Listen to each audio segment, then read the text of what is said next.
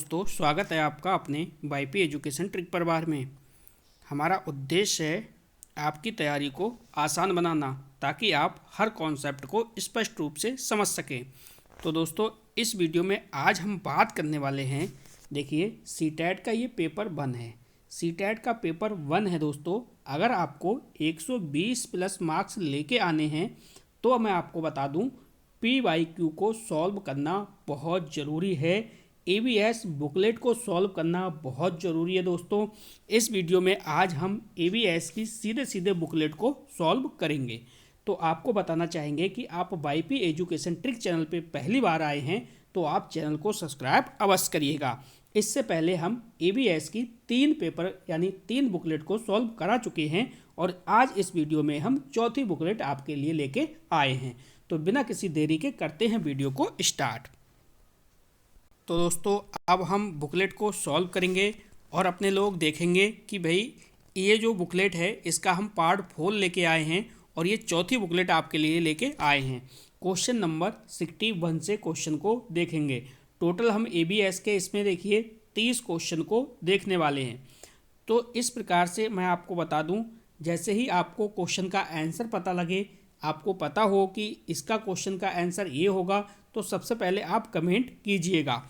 तो चलिए क्वेश्चन को पढ़िएगा बिना समय गवाए।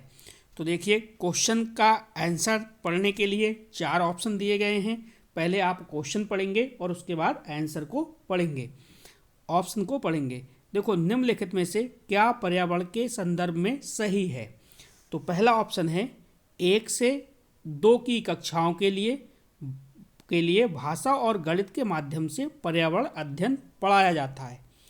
क्या ये सही है?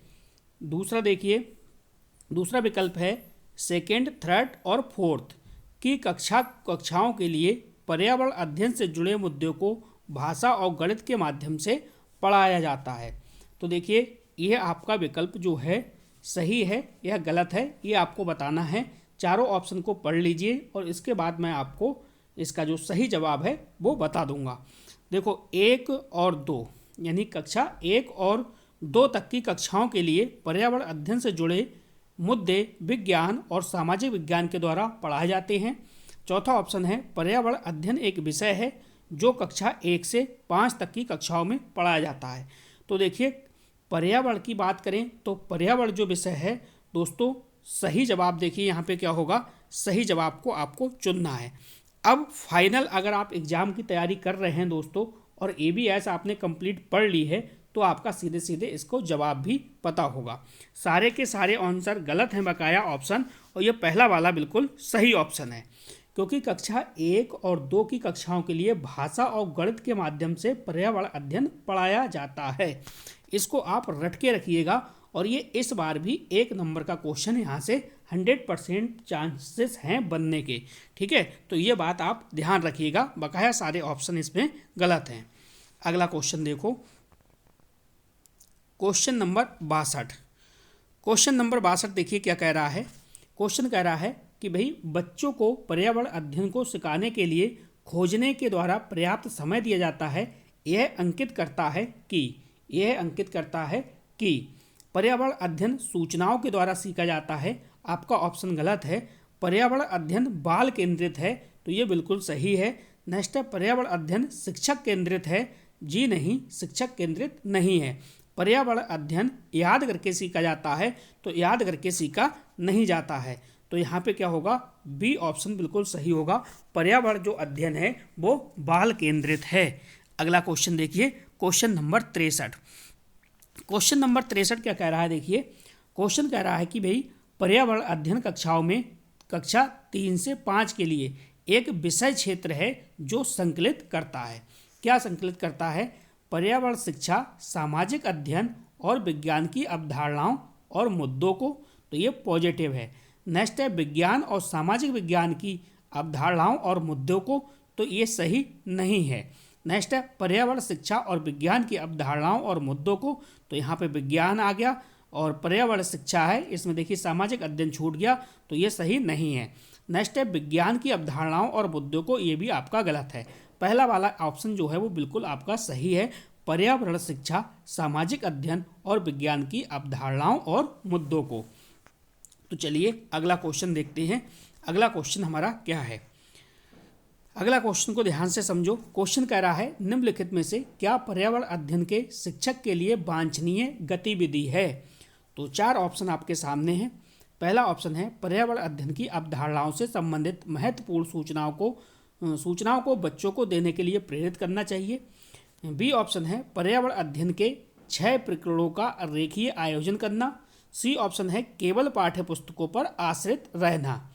तो देखिए, और जो चौथा ऑप्शन है विभिन्न कक्षाओं के बहुसांस्कृतिक क्षेत्रों को संबोधित करना। तो यहाँ पे जो सही ऑप्शन है आपका ये चौथा वाला ऑप्शन है, यानी चौथा वाला ऑप्शन यहाँ पे बिल्कुल सही जवाब होगा। अगला क्वेश्चन देखिए, क्वेश्चन नंबर 65। क्वेश्चन को पढ़िएगा और इसके बाद जवाब दीजिएगा। अभी तक अगर आपने EVS की PYQ यानी सीधे सीधे कह सकते हो EVS की अगर बुकलेट आपने सॉल्व नहीं की है तो हमने आपके लिए प्लेलिस्ट बना दी है। ये आज की चौथी बुकलेट है और 3 बुकलेट को हम सॉल्व कर चुके हैं। तो आप प्ले लिस्ट से जाके एक एक बुकलेट को आराम से देख लीजिए। मैं यहाँ पे लगभग आपको 8 से 10 बुकलेट सॉल्व करा दूंगा एग्जाम तक, ठीक है। तो आप चैनल को भी सब्सक्राइब करके रखिएगा। देखो, निम्नलिखित में से क्या पर्यावरण अध्ययन में बच्चों के द्वारा ज्ञान की रचना में महत्वपूर्ण है? ज्ञान की रचना में क्या है? महत्वपूर्ण है। ए ऑप्शन है, देखो, बच्चों का सक्रिय भाग लेना। तो ये बिल्कुल सही है, बच्चों का सक्रिय भाग लेना। नेक्स्ट है बच्चों के समुदायों के सदस्य। तो ये भी सही है, बच्चों के समुदायों के सदस्य। नेक्स्ट है पर्यावरण अध्ययन की पाठ्य पुस्तकें। तो पाठ्य पुस्तकें आपका ये गलत है। नेक्स्ट है पर्यावरण अध्ययन की पाठ्य पुस्तक में दी गई व्याख्या और परिभाषा। देखो, व्याख्या और परिभाषा ये आपका ऑप्शन गलत है, ठीक है, ध्यान से समझो।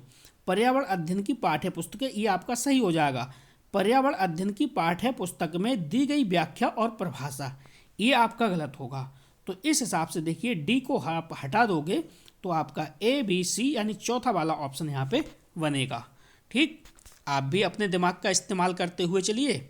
अब देखो, एक टॉपिक है आपका, थीम है, देखिए जानवर। और थीम से मैंने आपको कहा, देखो थीम आपको 2 नंबर दे की जाएगी और थीम की मैंने वीडियो बना रखी है, उसको देख लेना। मैंने ट्रिक से आपको समझाया। थीम जो है टॉपिक ये आपको 2 नंबर दे के जाएगा, इसे आप क्लियर करके रखिएगा। Question number 66। निम्नलिखित में से कौन सा पर्यावरण अध्ययन पाठ्यक्रम के सुझावित प्रकरणों का उप प्रकरण है? तो ए ऑप्शन है भोजन, बी ऑप्शन है जानवर, सी ऑप्शन है हम चीज़ें कैसे बनाते हैं और डी ऑप्शन है परिवार और मित्र। अब देखो यहाँ पे भोजन, हम चीज़ें कैसे बनाते हैं और परिवार एवं मित्र ये जो हैं ये मुख्य थीम है और जो जानवर है ये आपकी क्या है? उप थीम है। तो यहाँ पे जो जानवर है ये आपका ऑप्शन सही होगा। अगला क्वेश्चन देखो, क्वेश्चन क्या कह रहा है? क्वेश्चन को सबसे पहले पढ़िएगा आप। क्वेश्चन कह रहा है पर्यावरण अध्ययन के शिक्षक के द्वारा बच्चों को जानवरों का अवलोकन और उनका चित्र बनाने को प्रेरित करने का उद्देश्य। ए ऑप्शन है बच्चों में सृजनात्मकता का विकास करना, बी ऑप्शन है बच्चों में अवलोकन और रचना कौशलों का क्या है? विकास करना। नेक्स्ट है बच्चों में सौंदर्यगत संवेदना का विकास करना। तो यहाँ पे देखो, बच्चों में सृजनात्मकता का विकास करना पॉजिटिव है, बच्चों में अवलोकन और रचना कौशलों का विकास करना ये भी आपका पॉजिटिव है। सी ऑप्शन है बच्चों में सौंदर्यगत संवेदना का विकास करना, तो ये भी आपका क्या है? पॉजिटिव है। इसका मतलब ABC यहाँ पे थर्ड वाला ऑप्शन है ये बिल्कुल सही ऑप्शन है। अगला क्वेश्चन देखो, क्वेश्चन नंबर 68। क्वेश्चन क्या कह रहा है उसको समझिएगा। देखो, बच्चों को पर्यावरण अध्ययन सीखने में प्रभावशाली तरीके से जोड़ा जा सकता है। तो पहला ऑप्शन है वृत्तांत, सी ऑप्शन है कहानियाँ, बी ऑप्शन है कहानियाँ और सी ऑप्शन है शिक्षक के द्वारा अवधारणाओं की प्रभावशाली व्याख्या। तो इसका कोई भी रोल यहाँ पे नहीं है। नेक्स्ट देखिए, शिक्षक के द्वारा अवधारणाओं का प्रभावशाली प्रदर्शन और व्याख्या, तो ये भी आपका क्या है? गलत हो जाएगा। तो यहाँ पे ए और बी सही होगा। तो AB के हिसाब से पहला वाला ऑप्शन यहाँ पे आपका बनेगा, ठीक है। चलिए अगला क्वेश्चन देखिए। अगला क्वेश्चन क्या कह रहा है वो भी मैं आपको बता देता हूँ। क्वेश्चन कह रहा है, देखिए, निम्नलिखित में से क्या पर्यावरण अध्ययन को सीखने का सबसे प्रभावशाली जो है संसाधन है वो कौन कौन से हैं? तो प्रभावशाली संसाधन की इन्होंने बात की है। तो सबसे पहले नंबर पे है परिवार के सदस्य, बिल्कुल सही है। समुदाय के सदस्य, बिल्कुल सही है। और समाचार पत्र, ये जो हैं सबसे प्रभावशाली संसाधन हैं, जबकि कक्षा इतना प्रभावशाली संसाधन नहीं है। तो यहाँ पे जो ऑप्शन होगा आपका, वो आपका हो जाएगा दूसरा वाला, यानी ए, बी और सी, ये ऑप्शन बिल्कुल सही है।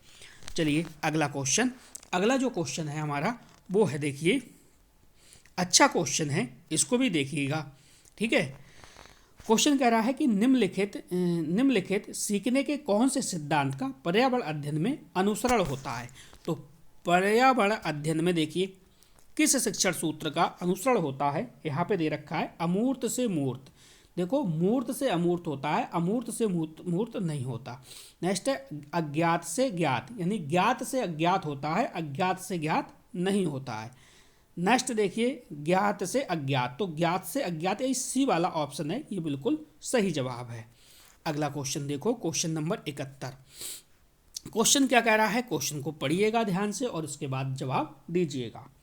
चलिए क्वेश्चन कह रहा है पर्यावरण अध्ययन में शिल्पकला और चित्रकला को समूह में करके सीखने पर बल दिया जाता है, क्योंकि बल दिया जाता है क्योंकि।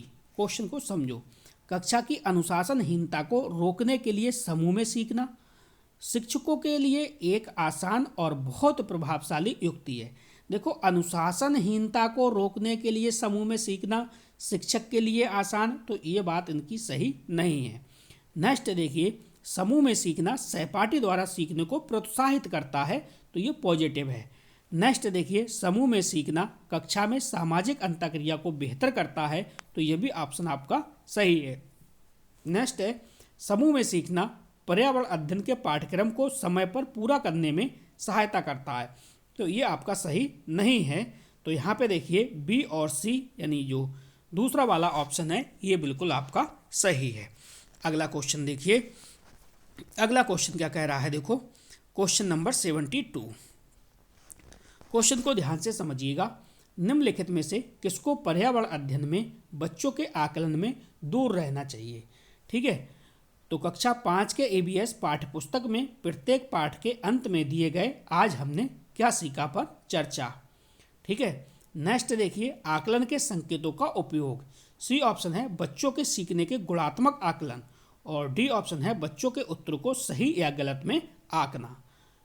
तो निम्नलिखित में से किसको पर्यावरण अध्ययन में बच्चों के आकलन में दूर रखना चाहिए, तो इसका ऑप्शन क्या होगा, चौथा वाला ऑप्शन होगा यहाँ पे, बच्चों के उत्तरों को सही या गलत में आंकना। बकाया ये तीनों ऊपर वाले 1, 2, 3 ये सही है। अगला क्वेश्चन देखिए, अगला क्वेश्चन क्या कह रहा है, क्वेश्चन को ध्यान से समझिएगा। क्वेश्चन कह रहा है भाई, क्वेश्चन कह रहा है देखिए कि एक कक्षा 5 की शिक्षिका एक क्रियाकलाप का संचालन करती है जिसमें वह कक्षा के बच्चों से फर्श पर चीनी के कुछ दाने डालने को कहती है और उनको चींटियों के आने का इंतजार करने को कहती है। बच्चों को इस क्रियाकलाप से अर्थपूर्ण सीखने को मिल सकता है यदि शिक्षक। तो पहला ऑप्शन क्या है, देखो बच्चों को अपने अनुभव साझा करने के लिए प्रेरित करती है। बी ऑप्शन है बच्चों को क्रियाकलाप का अवलोकन, अनुभव साझा और चर्चा और उस पर चर्चा करने को प्रेरित करती है। नेक्स्ट है बच्चों को क्रियाकलाप से संबंधित प्रश्नों को घर से करने को प्रेरित करती है। ये तो आपका बिल्कुल गलत है। बच्चों को क्रियाकलाप का अवलोकन करने को, ये भी आपका सही नहीं है। तो देखो पहला वाला, देखो बच्चों को अपने अनुभव साझा करने को प्रेरित करना, तो उससे ज़्यादा कहीं बेहतरीन ऑप्शन आपका ये सेकंड वाला है। सेकंड वाला ही सही है कि भाई बच्चों को क्रियाकलाप का अवलोकन, अनुभव साझा और उस पर चर्चा करने के लिए क्या है, प्रेरित करना। अगला देखिए क्वेश्चन नंबर 74। क्वेश्चन क्या कह रहा है, क्वेश्चन को आप ध्यान से समझिएगा। क्वेश्चन है निम्नलिखित में से पर्यावरण अध्ययन में सीखने का रचनात्मक आकलन साधन नहीं है। देखो मैंने आपको बताया कि असेसमेंट, ठीक है, आकलन से क्वेश्चन 100% देखने को मिलेगा। टॉपिक अपना क्लियर कर लीजिएगा, चाहे वो फॉर्मेटिव असेसमेंट हो चाहे वो सबमेटिव असेसमेंट हो, ठीक है, अच्छे से क्लियर करिएगा। क्वेश्चन यहाँ से 1 नंबर आपको मिलेगा। तो पहला ऑप्शन है क्रम निर्धारण मापनी। देखो यहाँ पे नहीं है तो नहीं वाला आपको पकड़ना है। नेक्स्ट है वर्णन अभिलेख। सी है पोर्टफोलियो। तो यहाँ पे जो सही ऑप्शन होगा वो होगा वार्षिक उपलब्धि परीक्षण। ठीक है, एनुअल अचीवमेंट टेस्ट। ये आपका क्या है, नहीं है, क्योंकि फॉर्मेटिव असेसमेंट की बात की गई है, रचनात्मक आकलन की इन्होंने बात की है यहाँ पे। अगला क्वेश्चन देखो, अगला क्वेश्चन भी बढ़िया है। क्वेश्चन की इमेज थोड़ी साफ नहीं है, लेकिन मैं बोल के आपको समझा दूंगा। देखो, एक तरफ कॉलम 1 है और एक तरफ कॉलम 2 है। तो सबसे पहले देखिए यहाँ पे दे रखा है हांगकांग। हांगकांग में क्या हुआ है, देखिए हांगकांग में पकाया हुआ सांप। हांगकांग को पकाया हुआ सांप से आप मिलाओगे। नेक्स्ट है केरल। ठीक है, तो केरल को आपको किससे मिलाओगे? केरल को मिलाओगे किसी भी करी के साथ उबला टैपियोका। ठीक है, इसके बाद है कश्मीर। ठीक है, तो कश्मीर को आप मिलाओगे सरसों के तेल में बनी मछली। कश्मीर को किससे मिलाओगे? सरसों के तेल में बनी मछली। नेक्स्ट है गोवा। तो गोवा को आप मिलाओगे नारियल के तेल में बनी समुद्र की मछली। तो इस प्रकार से हमारा पहला वाला ऑप्शन यहाँ पे बिल्कुल सही होगा। यहाँ से भी क्वेश्चन आपका पेपर में देखने को मिलेगा। और एक पक्षी तो पक्का आएगा दोस्तों, पक्षी के बिना पेपर आपका नहीं छपेगा। ठीक है, यहाँ पे देखो दो दो पक्षी आए हैं, ये भी पक्षी से है और ये भी वाला क्वेश्चन पक्षी से ही है। ठीक है, तो नीचे दिए गए पक्षियों में कौन सी प्रजाति झटके से अपनी गर्दन आगे पीछे करती है? तो जो झटके से गर्दन आगे पीछे करती है इसमें वो है मैना। ठीक है, मैना, इसको आप ध्यान से देखिएगा, क्योंकि पेपर में सेम टू सेम भी रिवाइज EBS में हो जाता है। क्वेश्चन है नीचे दी गई सूची पर विचार कीजिए। जैसे कछुआ हो गया, घड़ियाल, कौवा, बतख, मछली। इस सूची में निम्नलिखित में से कौन सा दूसरों से भिन्न है? तो जो दूसरों से भिन्न है, देखिए कौवा जो है उड़ने वाला है, बकाया बतख, मछली, कछुआ, घड़ियाल ये कुछ भी उड़ने वाला नहीं है। तो यहाँ पे क्या होगा, ऑप्शन आपका कौवा सही हो जाएगा। अगला क्वेश्चन देखो, एक देखिए जानवर से भी क्वेश्चन आना पक्का है। ठीक है, तो जानवर को भी आप अच्छे से याद कीजिएगा। ठीक, चलिए क्वेश्चन देखो, हाथियों के विषय में नीचे दिए गए कथनों पर विचार कीजिए। ए ऑप्शन है हाथी बहुत कम आराम करते हैं, यह एक दिन में केवल 2 से 4 घंटे ही सोते हैं। बी ऑप्शन है एक बड़ा हाथी एक दिन में 200 kg से अधिक पत्तियां और झाड़ियां खा लेता है। तो ये आपका सही है, मतलब एक बड़ा हाथी, ये आपका सही नहीं है दोस्तों। ये वाला ऑप्शन आपका सही नहीं है। पहला वाला ऑप्शन आपका सही है, हाथी बहुत कम आराम करते हैं और यह एक दिन में केवल 2 से 4 घंटे ही सोते हैं। नेक्स्ट देखिए यहाँ पे वो है इन्हें पानी और कीचड़ में खेलना बहुत भाता है, इससे इनके शरीर को ठंडक मिलती है। तो ये भी आपका सही है। नेक्स्ट है किसी हाथियों के झुंड में सबसे बुजुर्ग हथनी ही सभी फैसले लेती है। तो ये भी आपका ऑप्शन जो है वो सही है।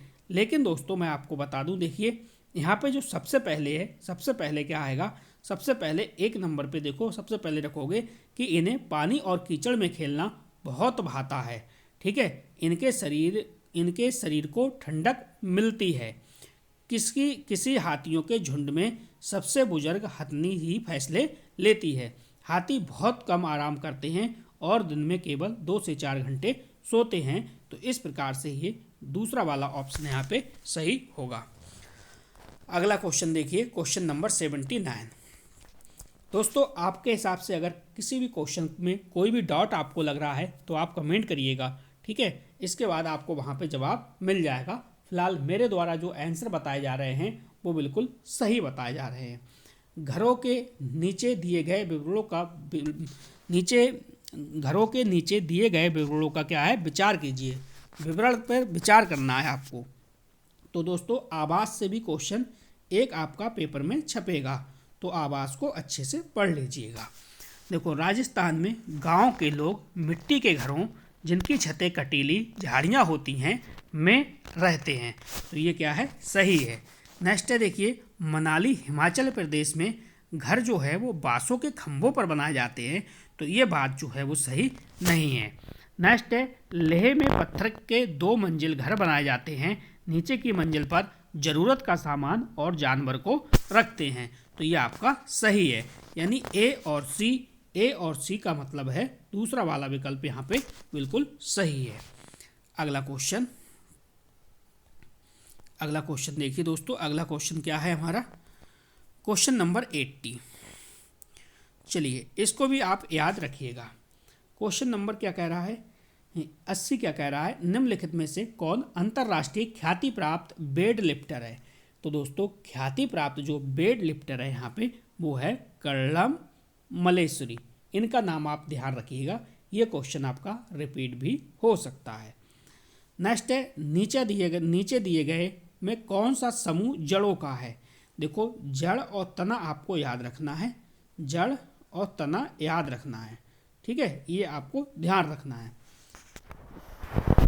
तो देखो यहाँ पे क्या है, तनों की बात कर रहा है, सॉरी जड़ों की बात कर रहा है। तो जड़ों की बात कर रहा है, देखो इसमें क्या है, गाजर हल्दी अदरक। इसमें ये भी देखो तना है, तना वाली है, और इसमें भी तना है देखिए, क्योंकि देखो तना की मैं आपको ट्रिक बता दे रहा हूँ। ट्रिक है हद कर दी आपने, हद कर दी आपने, ये ट्रिक है, ठीक है। ट्रिक के माध्यम से मैं आपको बता दूंगा, ठीक है। जैसे हा से हल्दी हो जाएगा, ठीक है, आ से अदरक हो जाएगा, का से, इसी प्रकार से मैं आपको इसकी जो ट्रिक है वो आगे चल के बताऊंगा, ठीक है। तो यहाँ पे ट्रिक को मैं अगर फॉलो करूँ तो थोड़ा सा टाइम लग जाएगा, मैं यहाँ पे टाइम देना आपको नहीं चाह रहा, ठीक है। तो यहाँ पे जो है सीधे सीधे जड़ की बात करें तो जड़ की बात यहाँ पे गाजर चुकंदर और मूली, यानी सी ऑप्शन बिल्कुल सही होगा, ठीक है। यहाँ हम दोस्तों समय आपका बर्बाद नहीं करना चाहते, इसलिए आप कॉन्सेप्ट जो है वो क्लियर करिए, कॉन्सेप्ट क्लियर करके ही इसको आप देखिएगा। रेगिस्तानी ओक नाम का एक पेड़ है जो पाया जाता है। देखिए रेगिस्तानी ओक ये बहुत इम्पोर्टेंट है और कई बार पेपर में पूछा गया है, तो सीधे सीधे याद रखिएगा ऑस्ट्रेलिया, याद रखोगे ऑस्ट्रेलिया। चलिए अगला क्वेश्चन देखिए, यहाँ से भी क्वेश्चन इस टाइप का भी आपका क्वेश्चन बनेगा और इस बार भी पेपर में क्वेश्चन बनेगा। इस क्वेश्चन को भी आप सॉल्व जो है वो करके रखिएगा और प्रैक्टिस कीजिएगा, ठीक है। अगर इस क्वेश्चन पे आप प्रैक्टिस नहीं करेंगे तो ये आपका काफ़ी समय ले जाएगा।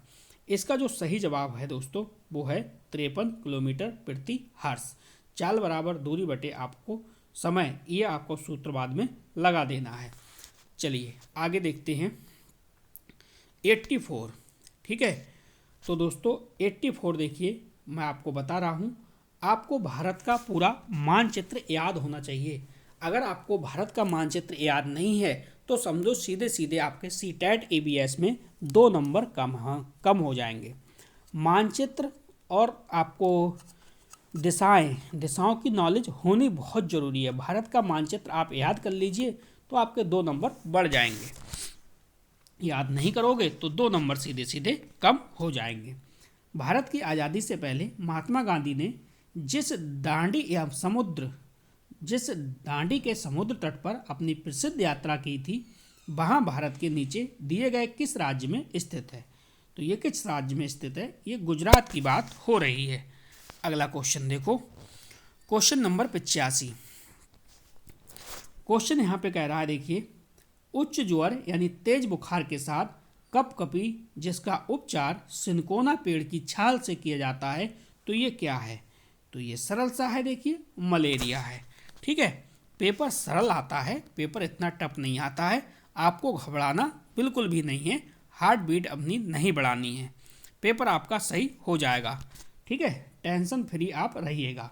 नेफन तीज के बारे में पढ़िएगा। नेफन तीज वह पौधा जो शिकार करता है, यानी नेफन तीज वह पौधा जो शिकार करता है के विषय में नीचे दिए गए कथनों पर विचार कीजिए। तो चलिए पढ़िएगा। यह ऑस्ट्रेलिया, इंडोनेशिया और मेघालय में पाया जाता है। तो ये बिल्कुल सही है। इसका आकार घड़े जैसा होता है और इसका मुंह एक पत्ती से ढका होता है, तो ये गलत है। नेक्स्ट है, यह केवल छोटे कीड़े मकोड़ों को फंसाकर उनका शिकार करता है, तो ये सही है। नेक्स्ट देखिए, यह छोटे कीड़े मकोड़ों को खींचने के लिए मोहक आवाज़ निकालता है, जो इसमें फंस जाते हैं वह बाहर नहीं निकल पाता है। तो यहाँ पे देखिए ए और सी आपका, ए और बी नहीं, ए और बी वाला ऑप्शन आपका सही है। ठीक है, यहाँ पे देखो ये आपका सही नहीं है। इसका आकार घड़े जैसा होता है और इसका मुंह पत्ती से ढका होता है, तो ए और बी सही है। दोस्तों इससे क्या होता है, ये कीड़े मकोड़ों को फंसा लेता है, ठीक है, और खाता है। तो ये नाइट्रोजन की जो कमी होती है ना, उस नाइट्रोजन की कमी को पूरा करता है। ये बात आपको ध्यान में रखना है। तो ए और बी इसका विकल्प जो है वो यहाँ पे सही है क्वेश्चन के हिसाब से। अगला क्वेश्चन, ये क्वेश्चन बहुत इम्पोर्टेंट है और ये क्वेश्चन इस बार भी पेपर में छपने के पूरे चांस हैं। चेराव नाच जो है वो कहाँ का है, तो चेराव जो नाच है वो मिजोरम का है। कहाँ का है चेराव? मिजोरम का। एक बात मैं आपको और बता दूं दोस्तों, देखिए जो आप क्वेश्चन देख रहे हो ना, ये देख रहे हो 88 नंबर, यानी 88 नंबर जो आप क्वेश्चन देख रहे हो, मैं आपको बता दूं, देखिए अरब सागर की ओर और बंगाल की खाड़ी की ओर, जितने देश अरब सागर की ओर हैं, जो भी राज्य आपके बंगाल की खाड़ी की ओर हैं और जो आपके अरब सागर की ओर हैं, उनको याद करके जाइएगा। एक नंबर आपको यहाँ से देखने को मिलेगा। तो तमिलनाडु के निकटवर्ती राज्य कौन से पूछे गए हैं, तो इसमें जो तमिलनाडु के निकटवर्ती राज्य हैं वो है आंध्र प्रदेश, केरल और कर्नाटक। ये आपका थर्ड वाला विकल्प जो है वो सही है। अब देखो अगला क्वेश्चन है एनसीएफ 2005। अगर आप एक बार एनसीएफ क्लियर कर लेते हो दोस्तों, एनसीएफ 2005 ये वाला एनसीएफ अगर आप क्लियर कर लेते हो तो ये कम से कम आपको 5 नंबर देके जाएगा। अब आप कहोगे सर कि 5 नंबर कैसे करके देके जाएगा, तो 5 नंबर ये इस प्रकार से देके जाएगा। एनसीएफ 2005 पाँचों सेक्शन में कॉमन है, ठीक है। 150 नंबर जो आपके क्वेश्चन 150 बनेंगे वो 5 सब्जेक्ट से बनेंगे और पाँचों सब्जेक्ट में एनसीएफ 2005 ज़बरदस्त तरीके से पूछा जाता है। तो ये टॉपिक आपके 5 अंक तो पक्के करके जाएगा। इस टॉपिक को आप नज़रअंदाज मत कीजिएगा। चलो, एनसीएफ 2005 के अनुसार निम्नलिखित में से क्या प्राथमिक स्तर पर पर्यावरण अध्ययन शिक्षण का उद्देश्य नहीं है? जो नहीं है वो आपको बताना है। पहला ऑप्शन पढ़िए, अवलोकन, वर्गीकरण और निष्कर्ष निकालने आदि प्रक्रियाओं के माध्यम से बुनियादी संज्ञानात्मक और गत्यात्मक कौशल प्राप्त करने के लिए खोजबीन से जुड़ी और हाथों से करने वाले कार्यों को बच्चों को संलग्न करना, ये पॉजिटिव है। नेक्स्ट है प्राकृतिक, सांस्कृतिक व सामाजिक पर्यावरण के बीच संबंधों को पहचानने व समझने में बच्चों को प्रशिक्षित करना, तो ये भी क्या है आपका सही है। नेक्स्ट देखिए, पर्यावरणीय समझ के द्वारा बच्चों में सटीक संज्ञानात्मक कौशलों का विकास करना, तो ये आपका यहाँ पे निगेटिव है। सही है, नहीं है वो ही आपको पहचानना था। तो यहाँ पे ज़्यादा हम समय नहीं लेंगे, ये थर्ड वाला विकल्प आपका सही है। ठीक, आप दोस्तों हमारे टेलीग्राम चैनल से भी जुड़ सकते हैं और व्हाट्सएप ग्रुप से भी जुड़ सकते हैं, उसकी लिंक आपको इस वीडियो के डिस्क्रिप्शन में मिल जाएगी। ठीक है, अगला क्वेश्चन देखो, क्वेश्चन नंबर 90। चलिए वही क्वेश्चन आ गया दिशा वाला, इस क्वेश्चन को भी समझिएगा।